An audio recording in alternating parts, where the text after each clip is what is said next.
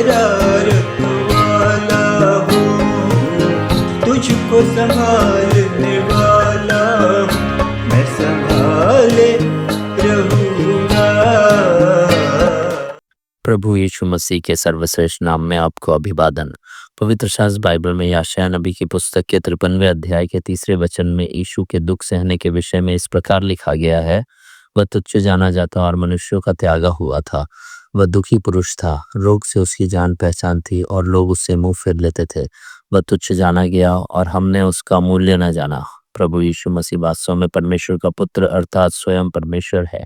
वह अदृश्य परमेश्वर का प्रतिरूप है। आकाश और पृथ्वी पर जो दृश्य और अदृश्य है, राजा, प्रधान, शासक या अधिकारी जो कुछ भी है, वह सब उसी में सृजा गया। सब कुछ उसी के द्वारा और उसी के लिए सृजा गया है। वह सबसे पहले है और उसी में सब कुछ अस्तित्व में है। अपने पिता से बात करते हुए उसने कहा था, हे पिता, तू अपने साथ मेरी महिमा उस महिमा से कर जो जगत की सृष्टि से पहले मेरे साथ थी। अर्थात वह सृष्टि से पहले का है और परमेश्वर के रूप में उसका अस्तित्व और महिमा आरंभ से भी पहले से है। फिलिपियों को लिखी गई पत्री में प्रभु यीशु के विषय में पौलुस इस प्रकार लिखा है, जिसने परमेश्वर के स्वरूप में होकर भी परमेश्वर के तुल्य होने को अपने वश में रखने की वस्तु न समझा, वरन अपने आप को ऐसा शून्य कर दिया और दास का स्वरूप धारण किया और मनुष्य की समानता में हो गया और मनुष्य के रूप में प्रकट होकर अपने आप को दीन किया और यहाँ तक आज्ञाकारी रहा कि मृत्यु, हाँ क्रूस की मृत्यु भी सह ली। यहाँ तक आज्ञा पालन करके उसने स्वयं को दीन किया, यानी नम्र किया। कितना आश्चर्य है देखो, जो स्वयं सृष्टि करता है उसे ही सृष्टि ने नहीं पहचाना और उसे तुच्छ समझा। इसलिए उन्होंने उसका उपहास किया, उसे अपशब्द कहे, उसके मुंह पर तमाचे मारे, उसके मुंह पर थूका भी। उसे तुच्छ समझा गया, फिर भी उसने चुपचाप सह लिया। वह कहता है, मारने वालों के आगे मैंने अपनी पीठ के बाल, नोचने वालों के आगे मैंने अपने गाल किए।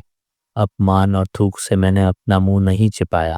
सचमुच मुंह पर थूकना तुच्छता की पराकाष्ठा है। जब कोई मुंह पर थूक रहा होता है तो मनुष्य कम से कम अपना मुंह फेर लेता है, लेकिन उसने ऐसा भी नहीं किया। वह मृत्यु पर विजयी होकर फिर से जीवित हो गया।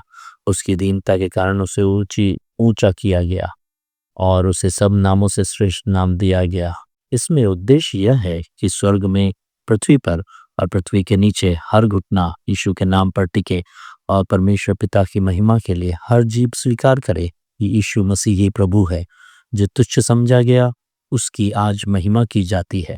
भले ही सबने उसे तुच्छ माना, फिर भी वह टूटे और प्रायश्चित करने वाले हृदय को तुच्छ नहीं मानता। यदि आप भी टूटे और प्रायश्चित करने वाले हृदय से उसके शरण में आएंगे तो आपको भी पापों की क्षमा और अनंत जीवन प्राप्त होगा। जिसमें मूसा की